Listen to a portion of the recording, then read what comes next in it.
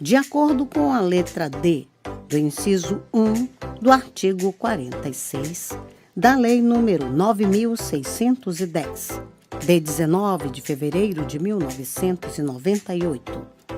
Distribuição gratuita. Proibida a venda e comercialização. Prezados, alguns dos nossos audiolivros podem constar falhas no final das faixas de áudio. Infelizmente, é irreversível, pois os mesmos foram gravados em fitas cassetes. Agradecemos a sua compreensão. Seja muito bem-vindo ao canal da Biblioteca Braille do Estado do Amazonas. Devido a fatos recentes de questionamentos associados a direitos autorais, venho informar que o canal não obtém qualquer tipo de lucro com a publicação dos audiolivros. Levamos a acessibilidade para as pessoas com deficiência visual. Caso você seja autor ou proprietário dos direitos autorais de algum audiolivro publicado aqui no canal, peço que faça contato via e-mail ou através dos comentários, que se assim for determinado, o audiolivro será retirado do ar. Relembrando, não queremos e não obtemos nenhum tipo de lucro com as visualizações. Nosso objetivo é levar a acessibilidade para as pessoas com deficiência visual. Agradecemos pela sua atenção. Livro postado por Larissa Martins. Se você gostou, deixe seu like e se inscreva no nosso canal.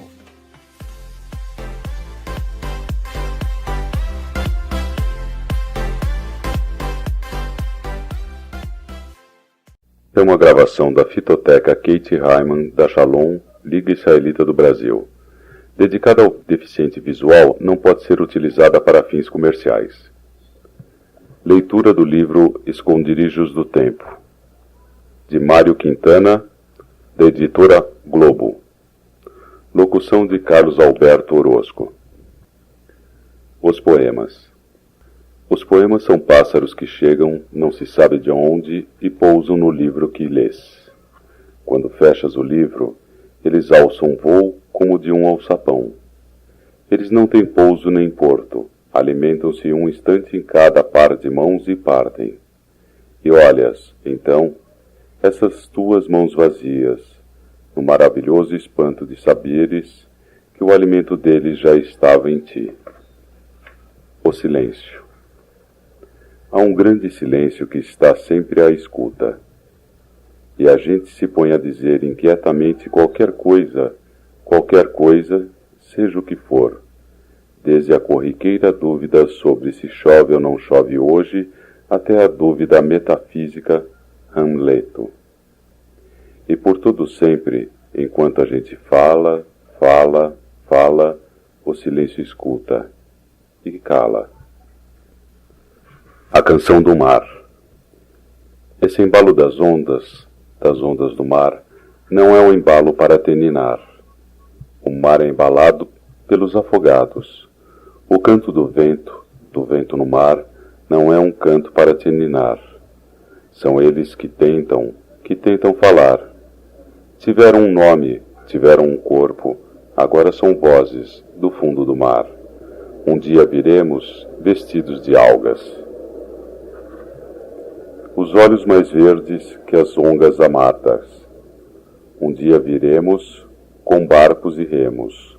Um dia, dorme, filhinha, são vozes, são vento, são nada. Eu fiz um poema. Eu fiz um poema belo e alto, como um girassol de Van Gogh, como um copo de chope sobre o mármore de um bar, que um raio de sol atravessa. Eu fiz um poema belo como um vitral, claro como um adro. Agora não sei que chuva o escorreu, suas palavras são apagadas, alheias uma a outra como as palavras de um dicionário. Eu sou como um arqueólogo decifrando as cinzas de uma cidade morta, o vulto de um velho arqueólogo curvado sobre a terra. Em que estrela, amor, o teu riso estará cantando? Elégia número 11. Não, não é uma série de pontos de exclamação. É uma avenida de álamos. E o que, e para quem, chamariam então? Deserta está a cidade. Todas as avenidas, todas as ruas, todas as estradas atônitas se perguntam se vêm ou se vão. Em nada lhes poderiam servir esses postes de quilometragem.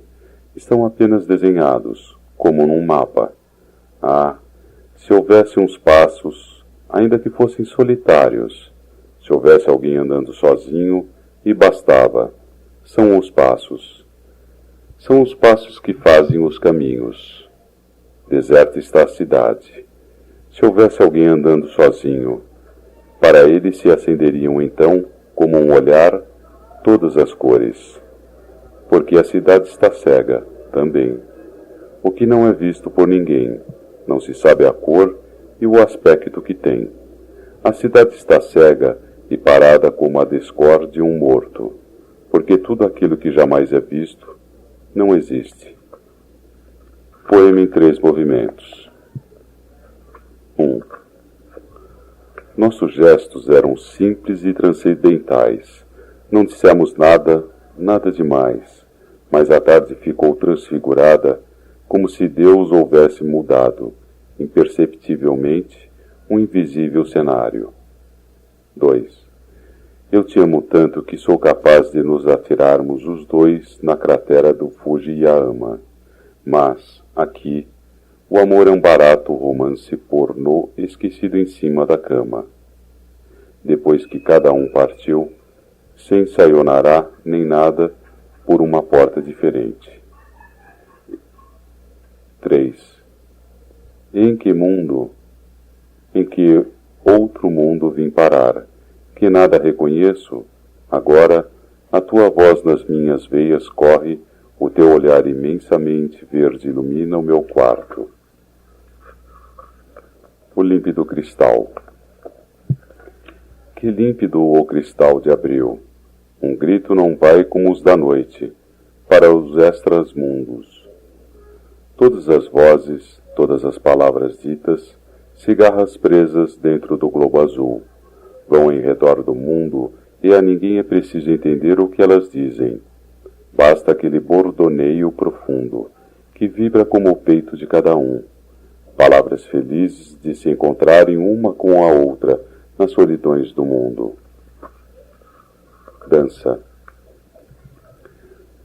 A menina dança sozinha por um momento. A menina dança sozinha com o vento, com o ar, com o sonho de olhos imensos. A forma grácil de suas pernas, ele é que as plasma, o seu par de ar, de vento, o seu par fantasma.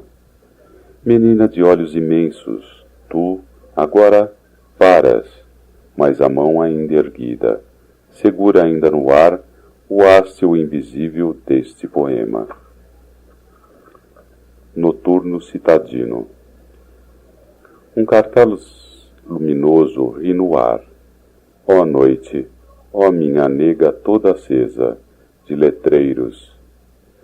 Pena é que a gente saiba ler, senão tu serias de uma beleza única, inteiramente feita para o amor dos nossos olhos. Bilhete. Se tu me amas, ama-me baixinho, não o grites de cima dos telhados. Deixa em paz os passarinhos, deixa em paz a mim. Se me queres, enfim, tem de ser bem devagarinho, amada, que a vida é breve e o amor mais breve ainda. A oferenda. Eu queria trazer-te uns versos muito lindos. Trago-te essas mãos vazias que vão tomando a forma do teu seio.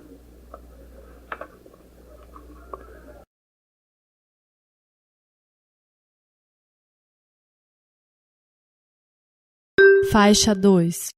Se o poeta falar num gato. Se o poeta falar num gato, numa flor, num vento que anda por descampados e desvios e nunca chegou à cidade. Se falar numa esquina mal e mal iluminada, numa antiga sacada, num jogo de dominó, se falar naqueles obedientes soldadinhos de chumbo que morriam de verdade, se falar na mão decepada no meio de uma escada de caracol, se não falar em nada, e se disser simplesmente tralalá, que importa? Todos os poemas são de amor. Biografia fantasmal. Celeste Bogari, em que recanto da vida esse teu nome busco? Ou te criaste apenas nos delírios mansos da minha memória? Mas eu tenho a vaga, não, Celeste, eu tenho a nítida impressão de que eras cor de canela. Assim dizia-se então. E a tua voz, cristal puro, ondulava no ar que nem vidro soprado ao ritmo das boas que se usavam no palco. Ao mesmo ritmo delas e com a mesma envolvente brancura. Ah, o teu ingênuo sonho de branquidão, esse teu nome tão lindo e ridículo e triste, Celeste Bogari. Nem precisas contar-me como foi a sua história, se é que um dia exististe. Viagem antiga. Aqui e ali, reses pastando imóveis, como num presépio. A mata ocultando o xixi das fontes, uma cidadezinha de nariz pontudo furava o céu. Depois sumia-se lentamente numa curva. E a gente olhava, sem nenhuma pressa, porque o destino daquelas nossas primeiras viagens era sempre o horizonte. Viagem futura. Um dia aparecerão minhas tatuagens invisíveis. Marinheiro do além, encontrarei nos portos caras amigas, estranhas caras, desconhecidos tios mortos, e eles indagarão se é muito longe ainda o outro mundo. Intermezzo. Nem tudo pode estar sumido ou consumido. Deve forçosamente, a qualquer instante, formar-se, pobre amigo, uma bolha de tempo nessa eternidade. E onde? O mesmo barman no mesmo balcão, por trás da esplêndida biblioteca de garrafas, fonte da nossa colorida erudição. Haveremos de continuar aquela nossa velha discussão sobre tudo e nada, até que, fartos de tudo e nada, desta e da outra vida, a rir como uns perdidos, a chorar como uns danados, beberemos os dois dos crânios um do outro, até o teto desabar. Perdão, até a bolha arrebentar. Jogos pueris. O que nos acontece nada tem com a gente. O que nos acontece são simplesmente acidentes que chegam de olhos fechados num jogo de cabra cega. E, mesmo a morte, é aquela conhecidíssima, aquela antiga brincadeira de fingir de estátuas. Vida. Não sei o que querem de mim essas árvores, essas velhas esquinas, para ficarem tão minhas só de as olhar um momento. Ah, se exigirem documentos aí do outro lado, extintas as outras memórias, só poderei mostrar-lhes as folhas soltas de um álbum de imagens. Aqui uma pedra lisa, ali um cavalo parado, ou uma nuvem perdida. Meu Deus, que modo estranho de contar uma vida. Ah, mundo. Perdão, eu distraí-me ao receber a extrema unção. Enquanto a voz do padre zumbia como um besouro, eu pensava era nos meus primeiros sapatos que continuavam andando, rotos e felizes, por essas estradas do mundo. Preparativos para a viagem. Uns vão de guarda-chuva e galochas, outros arrastam um baú de guardados, inúteis preocupações, mas, se levares apenas as visões deste lado, nada te será confiscado. Todo mundo respeita os sonhos de um ceguinho, a sua única felicidade. E os próprios anjos, esses que fitam eternamente a face do Senhor, os próprios anjos te invejarão. Surpresas. Sabes, os cabelos da morte são entrelaçados de flores. Não de flores mortas como essas inertes sempre vivas, mas inquietas e misteriosas como os não desfolhados malmiqueres, ou bravias como as pequenas rosas silvestres. As mãos da morte, as suas mãos não têm anéis. Sua virgem nudez não comporta o peso de uma joia. Os seus olhos não são uns covis de treva, mas cheios de luz como os olhos do primeiro amor. Porque a morte não faz esquecer, mas faz tudo lembrar. Porque a morte não é um sono eterno. Tu vais adormecer como num berço, pouco a pouco, e acordarás de súbito num vasto leito de noivado. Retrato do poeta na idade ingrata. A minha alma era uma paisagem hirsuta, cactos, palmas ríspidas, estranhas flores que atemorizavam. Seriam aranhas carnívoras? Parecia. Um texto obscuro com pontuação excessiva. Tudo porque me estavam apontando alguns fios de barba, e cada fio era de uma baioneta calada contra o mundo. Só tu, com a graça aérea de um helicóptero ou de uma libélula, soubesse achar naquilo, onde o campo de pouso, soubesse ouvir onde cantava, pura, a fonte oculta. Só tu soubesse achar-me, e te foste. 666. A vida é uns deveres que nós trouxemos para fazer em casa.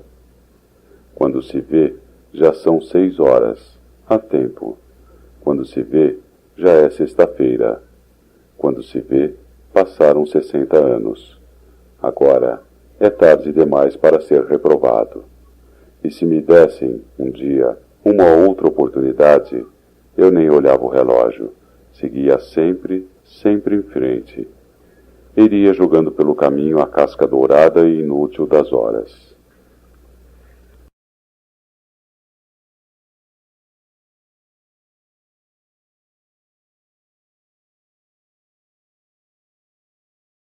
Faixa 3. A casa grande. Mas eu queria ter nascido numa dessas casas de meia água, com o telhado descendo logo após as fachadas, só de porta e janela, e que tinham, no século, o carinhoso apelido de cachorros sentados. Porém nasci em um solar de leões, escadarias, corredores, sótãos, porões, tudo isso. Não pude ser um menino da rua. Aliás, a casa me assustava mais do que o mundo, lá fora. A casa era maior do que o mundo, e até hoje, mesmo depois que destruíram a casa grande, até hoje eu vivo explorando seus esconderijos. O baú. Como estranhas lembranças de outras vidas, que outros viveram num estranho mundo, quantas coisas perdidas e esquecidas no teu baú de espantos, bem no fundo, uma boneca toda estraçalhada. Isto não são brinquedos de menino, alguma coisa deve estar errada. Mas o teu coração em desatino te traz de súbito uma ideia louca. É ela, sim, só pode ser aquela, a jamais esquecida bem-amada. Em vão tentas lembrar o nome dela, e em vão ela te fita, e a sua boca tenta sorrir-te, mas está quebrada. Ray Bradbury. Eu queria escrever uns versos para Ray Bradbury, o primeiro que, depois da infância, conseguiu encantar-me com suas histórias mágicas, como no tempo em que acreditávamos no menino Jesus que vinha deixar presentes de Natal em nossos sapatos, empoeirados de meninos, e nada tinha a ver com a impenetrável Santíssima Trindade. Era no tempo das verdadeiras princesas, nossas belíssimas primeiras namoradas, não essas que saem periodicamente nos jornais. Era no tempo dos reis verdadeiramente heráldicos, como os da carta de jogar, e dobrava o São Jorge, com seu cavalo branco, sua lança e seu dragão. Era no tempo em que o cavaleiro Dom Quixote realmente lutava com gigantes, os quais se disfarçavam em moinhos de vento. Todo esse encantamento de uma idade perdida, Ray Bradbury o transportou para a idade estelar, e os antigos balõezinhos de cor agora são um mundo girando no ar. Depois de tantos de cínico materialismo, Ray Bradbury é a nossa segunda vovozinha velha que nos vai desfiando suas histórias à beira do abismo e nos enche de susto, esperança e amor. Evolução. Todas as noites o sono nos atira da beira de um cais e ficamos repousando no fundo do mar. O mar onde tudo recomeça, onde tudo se refaz. Até que, um dia, nós criaremos asas e andaremos no ar como se anda em terra. Selva selvagia. As palavras espiam como animais, umas rajadas, sensuais, que nem panteras, outras escuras, furtivas raposas. Mas as mais belas palavras estão pousadas nas frondes, mais altas como pássaros. O poema está parado em meio da clareira. O poema caiu na armadilha, debate-se, e ora subdivide-se, entrechoca-se como esferas de vidro colorido. Ora é uma fórmula algébrica, ora, como um sexo, palpita. Que importa? Que importa qual seja, enfim, o seu verdadeiro universo? Ele em breve será inteiramente devorado pelas palavras. A noite grande. Sem o coachar dos sapos ou o cri-cri dos grilos, como é que poderíamos dormir tranquilos a nossa eternidade? Imagina uma noite sem o palpitar das estrelas, sem o fluir misterioso das águas. Não digo que a gente saiba que são águas, estrelas, grilos. Morrer é simplesmente esquecer as palavras. E conhecermos Deus, talvez, sem o terror da palavra Deus. Alquimias.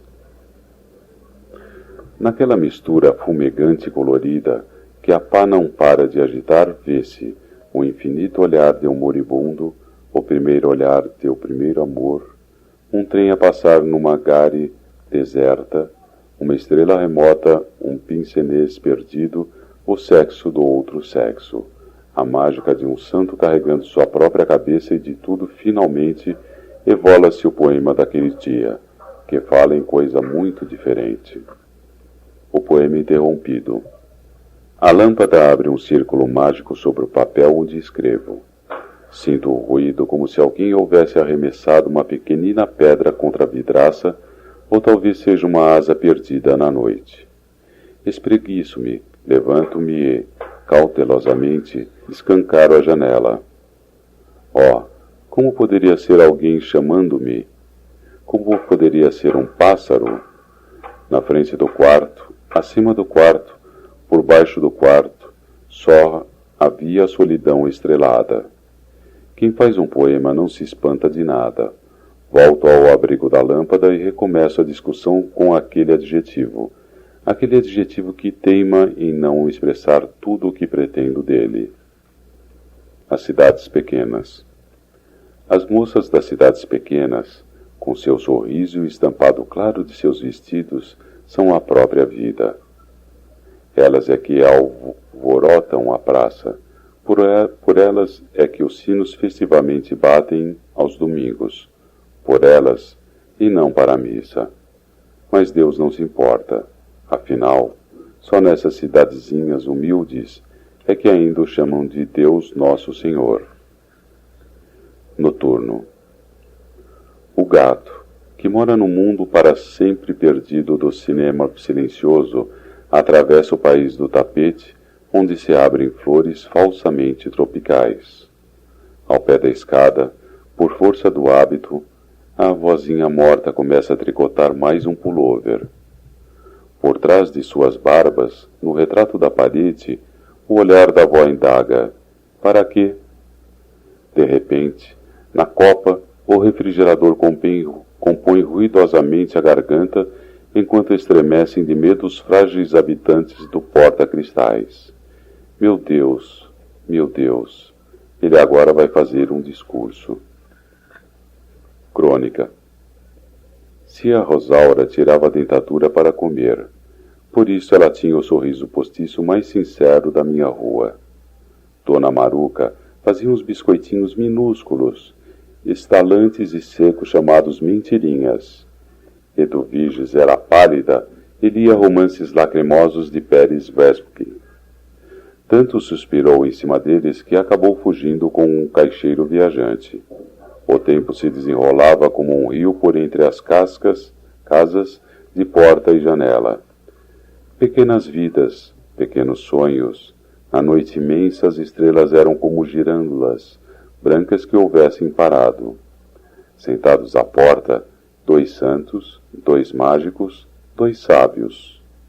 Meu velho tio Leipório e o velho farmacêutico propunham-se e compunham charadas, que depois orgulhosamente remetiam sob nomes supostos para o grande anuário estatístico recreativo e literário da capital do estado.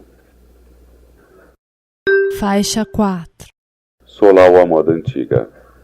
Senhora, eu vos amo tanto, que até por vosso marido me dá um certo quebranto. Pois que tem que a gente inclua no mesmo alastrante amor, pessoa, animal ou coisa, ou seja lá o que for, só porque os banha o esplendor daquela a quem se ama tanto? E, sendo dessa maneira, não me culpeis, por favor, da chama que ardente abrasa o nome de vossa rua, vossa gente e vossa casa, e vossa linda macieira, que ainda ontem deu flor. Elegia ecológica. As grandes damas usavam grandes chapéus, cheios de flores e de passarinhos. As flores feneceram, porque até as flores artificiais fenecem. Os passarinhos voaram e foram pousar nos últimos parques, onde iludem agora os seus últimos frequentadores. Sim, as grandes damas usavam grandes chapéus. Eram cheios de flores e de passarinhos. Sonho de uma noite de verão. Uma procissão de espantalhos, pela miséria colorida, pelos atalhos vinha. Pediam vida, queriam vida. E as tuas caras eram trágicas, porque tinham todas a mesma expressão, que era o mesmo que não terem nenhuma expressão. E tão insuportável era aquela cara única que a polícia atirou em cima deles bomba de gás, hilariante. Nenhum espantalho riu. A procissão continuou. A procissão está agora em plena estrada real, enquanto pelos atalhos, por toda a parte, por cima dos gramados, por cima dos corpos atropelados, os automóveis fogem como baratas. Quem disse que a poesia é apenas agreste avena? A poesia é a eterna tomada da Bastilha, o eterno quebra-quebra, o enforcar de Judas, executivos e catedráticos em todas as esquinas. E, a um rufar poderoso de asas, entre cortinas incendiadas, os anjos do Senhor estuprando as mais belas filhas dos mortais. Deles nascem os poetas, não todos, os legítimos, espúrios, um Rimbaud, um Poe, um Cruz e Souza. Rege-os, misteriosamente, o 13º signo do zodíaco. Os retratos.